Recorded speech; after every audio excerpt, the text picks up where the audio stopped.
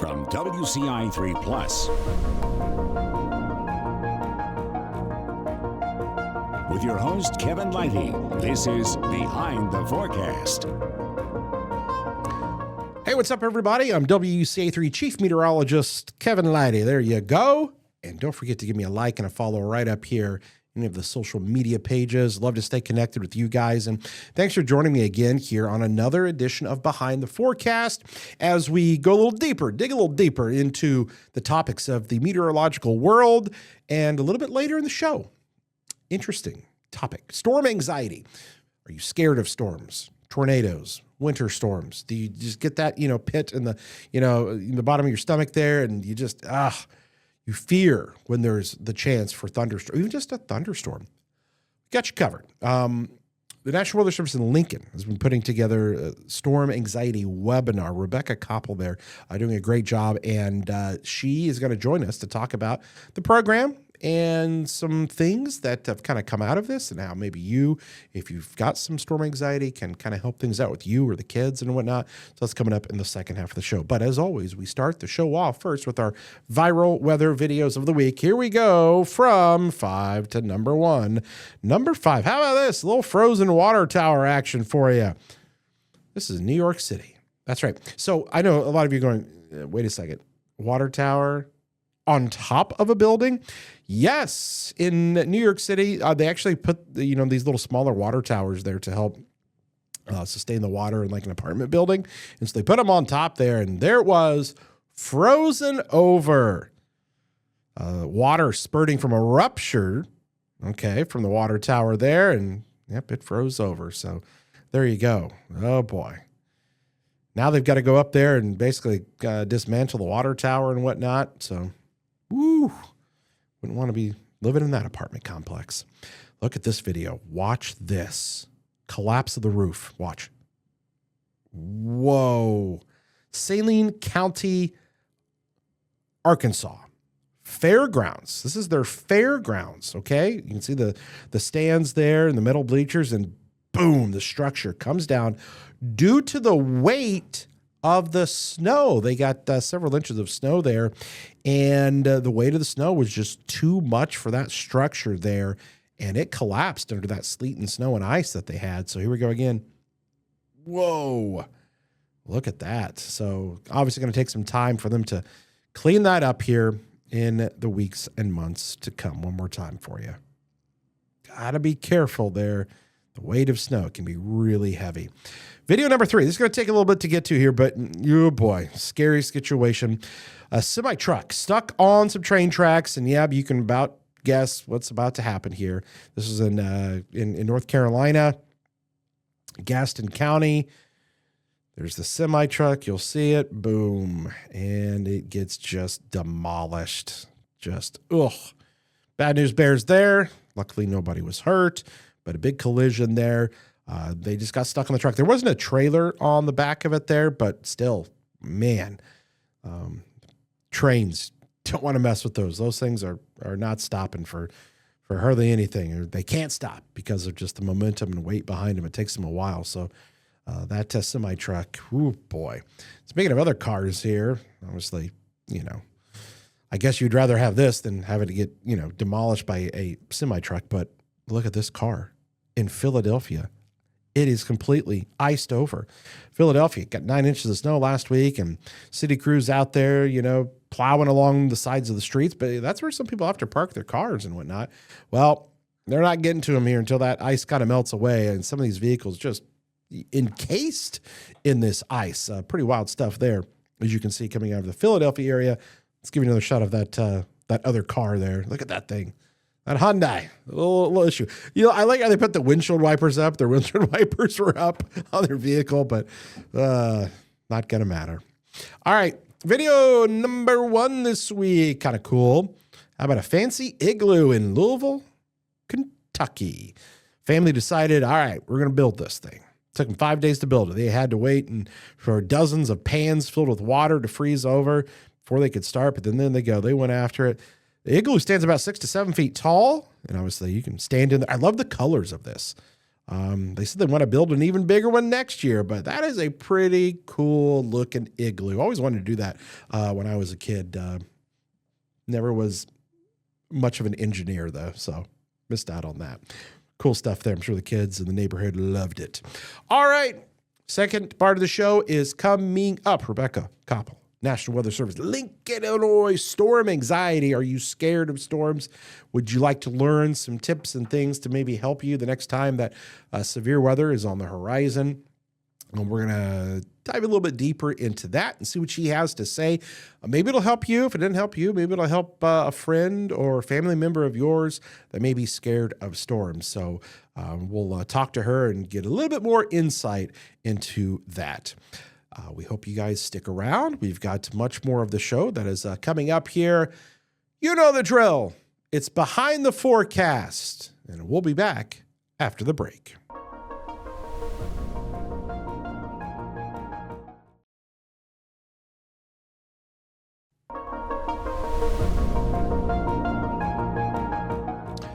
All right, welcome back here to Behind the Forecast. We are up here with our second half of the show, and as we usually do, we love to bring somebody in talking about something to do with weather and meteorology, and I've got a really interesting topic here that we're going to talk about here today. And I think there's a lot of people that are impacted by this, or maybe they don't even realize that they're impacted by this. But it is something called storm anxiety. And you get a little scared of storms when they come in, whenever that tornado watch gets issued. A lot of people have that. And what's really interesting is we've got somebody here locally that is helping to kind of combat some of that, talk about storm anxiety. And they recently held a storm anxiety webinar. And we bring in here with us Rebekka Copple from the National Weather Service in Lincoln. How are you doing, Rebekka? Hi, thanks for having me today. Absolutely. Really cool to have you with us to be able to talk about this. Again, I think a lot of people struggle with this. I mean, obviously, enough to where you guys have put together a program to help kind of alleviate this. Talk about what is storm anxiety? Storm anxiety is anything from butterflies in your stomach whenever the threat of thunderstorms is in the forecast to completely rearranging your day to avoid being out during any bad storms or even just rain in general. So, it's kind of crazy for me because I've been doing weather now for 24 years. And, I used to be scared of storms when I was a kid, but now, obviously I've been through a lot of storms and whatnot, but there are a ton of people out there that, I get messages from people every time that there might be a rumble of thunder, really scared. Talk about just how kind of prevalent it is with people that have like the storm anxiety. Yeah, it's more common than people think. Ever since 2020 with COVID and people paying more attention to their mental health, less people are afraid to speak about it now. And so it's coming out of the woodwork. There's more people than you know are affected by it. Your neighbor is probably affected by it. I was affected with storm anxiety whenever I was a child. And as I grew up, I learned more and wanted to help other people like me, which brought on to this program 10 years later.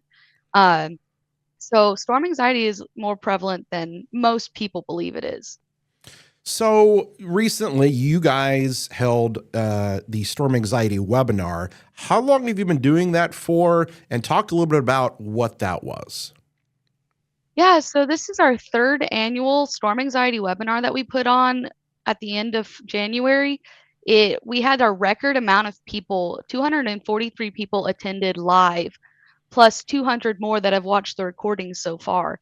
And we hit 26 states out of the 50 states and one person in Canada. And it was very educational. We talked about coping mechanisms, we talked about treatments, and we educated people on how to be prepared for different types of weather, not just thunderstorms, to help alleviate some of that fear. When you guys did this webinar, what were some of the top questions? I know you had like a Q&A that occurred. I'm just curious, what were some of the number one things that people were asking about? I'm just kind of curious. Yeah, a lot of people ask about their pets or their farm animals. What do I do with them if bad weather is threatening? And a lot of other people asked questions about mobile homes. If mobile homes were safe, what alternatives should they look for safety if they live in a mobile home? So let's run back just a little bit here. And again, I know you guys have been doing this, you said, for the third year. Obviously, storm anxiety's been around for a really long time. Can we kind of get the kind of, 30,000-foot view of how this really came up and how it started, how who was involved and kind of the brain power behind getting something like this going? So before I even joined the Weather Service, the Weather Service office in Norman, Oklahoma, already had made a website about storm anxiety. And as we know, Oklahoma has a lot of bad storms that go through there. And so they were already messaging storm anxiety and how to cope with it to their local community.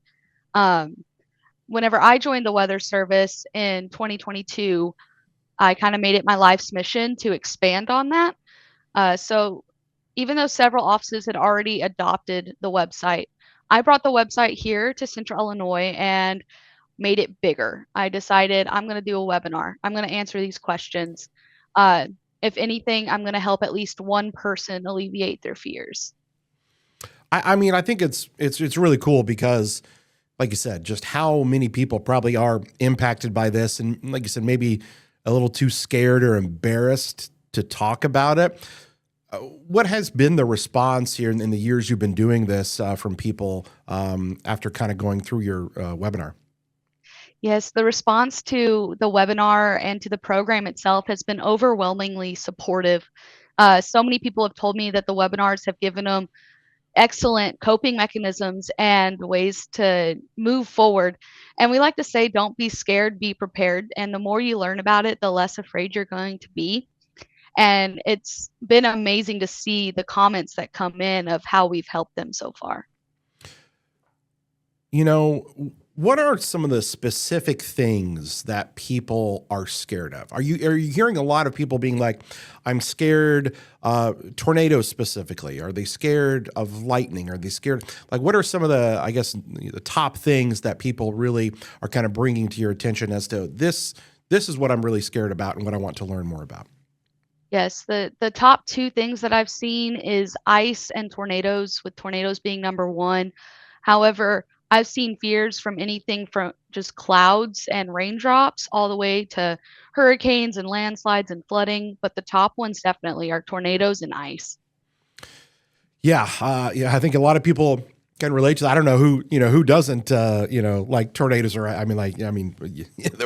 those are big things there. That's for sure. So, when you guys did this webinar, kind of talk about, how people kind of came on, and some of the things that you covered specifically to help people with things. Yes, so the webinar was myself and Commander Cami Cooper, who is the NOAA Behavioral Health and Wellness Officer. She came on to discuss treatments and coping, different things that you can go and talk to your medical provider about, medications, treatment styles, if you go to therapy, the different ways they can help you with that. And then I discussed what storm anxiety is, what coping mechanisms just us meteorologists have to offer for you, and then what resources the National Weather Service has from our storm anxiety and stress website and all the preparedness information you can get. Let's talk a little bit about kids specifically. Obviously kids have had far less experiences than adults have, and they can have those fears. What were some of the things that you're telling, maybe the parents, tips that you're able to give them, if you've got kids that are scared of storms? Yes, so kids are more common than adults are with storm anxiety, just because from their perspective, everything is much bigger and much scarier. Uh, we tell parents that if your child is scared, you can teach them where their safe place is, whether that's the bathroom, the hallway, or the basement. And to help them cope with that, have them sit in that area, have them put on some shoes, get their favorite coloring book or activity or tablet, whatever their coping is, and put them in that safe spot and teach them that if there's storms coming their way and they feel uncomfortable with it or they're scared, it's okay to go ahead and sit in their safe spot, because then if anything happens, they're already where they should be. I think a lot of probably the messaging that you guys are is to be educated more about things, right? Is that kind of like a key point, is just educate yourself on storms? Is that kind of one of the pillars there of learning Yes, and dealing with storm anxiety? absolutely. The more you learn about it, the less afraid you're going to be. And that's where our slogan, "Don't be scared, be prepared," comes in. The more you learn, the more prepared you are. And the more prepared you are, the less scared you're going to be, because you know if something happens, you'll be ready. I was reading on your website, some of the things that you guys are, kind of talking about, and I saw some of the tips were like, come visit you guys at the weather service there. Talk a little bit about that. Yes, we welcome tours. All you have to do is email whatever your local office is. For Central Illinois, that's us here in Lincoln. If you email us, we can schedule a time with you to come visit us and tour the facility or even see a balloon launch. I've come out there and watched you guys do the balloon launches, they're really cool, and yeah, I think it does help. Maybe ease that anxiety. You kind of see, the people that are there issuing warnings and how you guys go about that. Speaking of warnings, I think one of the other things, right, to let people know about is having those multiple ways to get warnings, right? It's not, and that may help you. So you've got backup after backup so that you're always kind of prepared and understanding what's going on, right? Right, yes. Cell service isn't always guaranteed, so having a weather radio or some form of radio will help you get your information.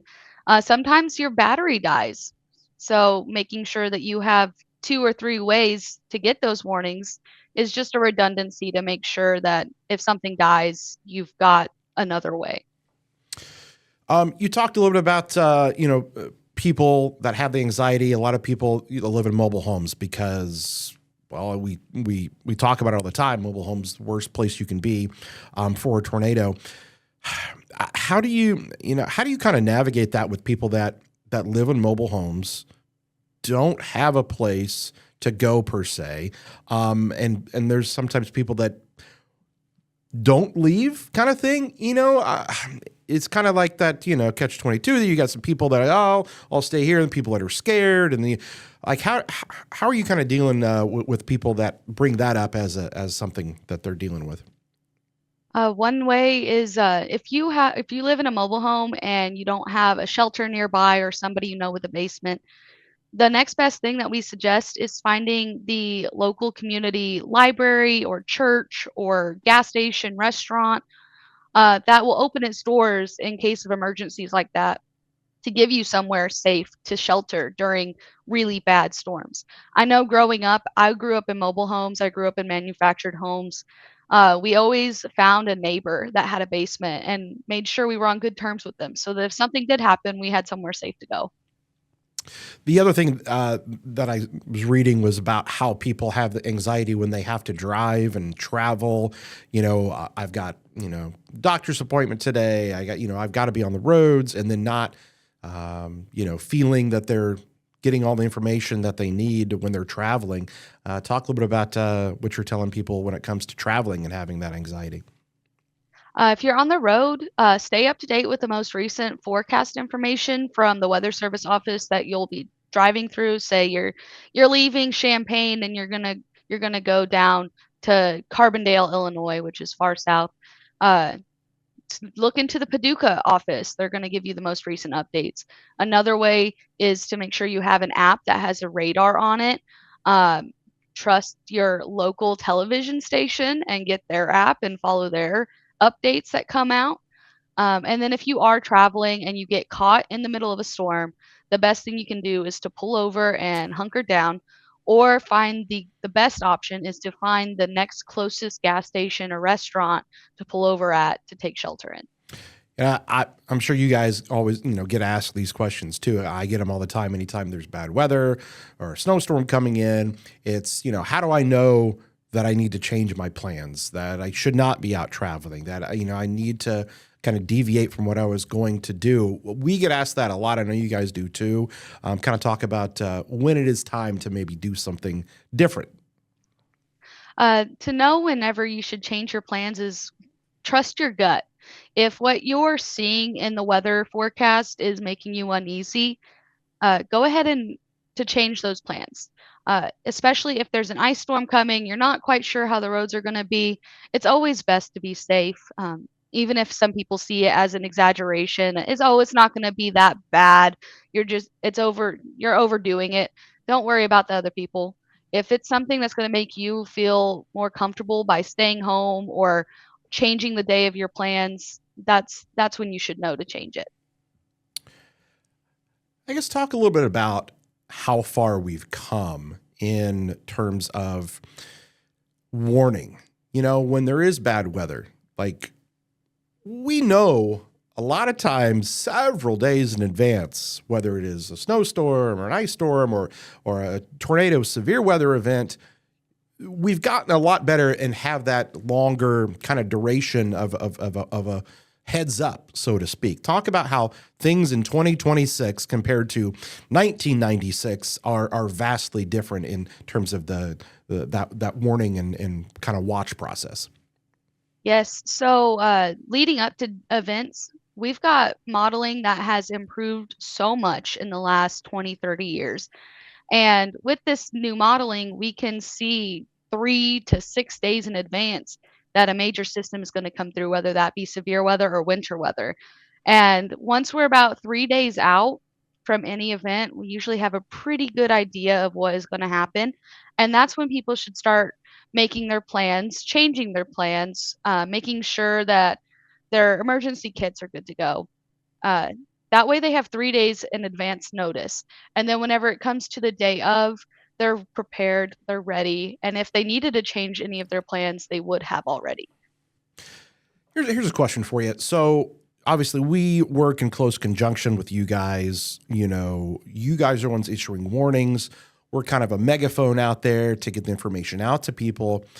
What would you say something that we from a meteorologist community, TV station community, what could we do better in terms of messaging or helping people with their storm anxiety and things? Is there anything specific maybe that we could do that could help this whole process with people?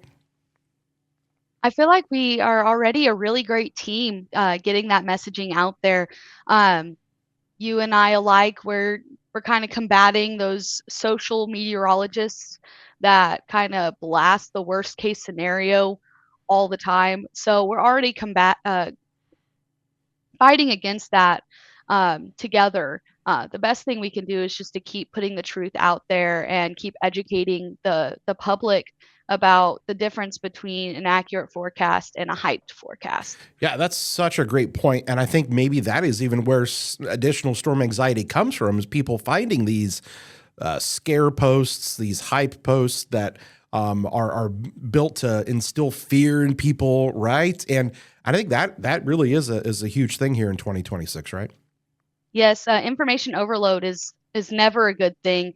And these some of these what we call the social meteorologists, they purposely put out the worst case scenario just to get clicks, just to get those likes.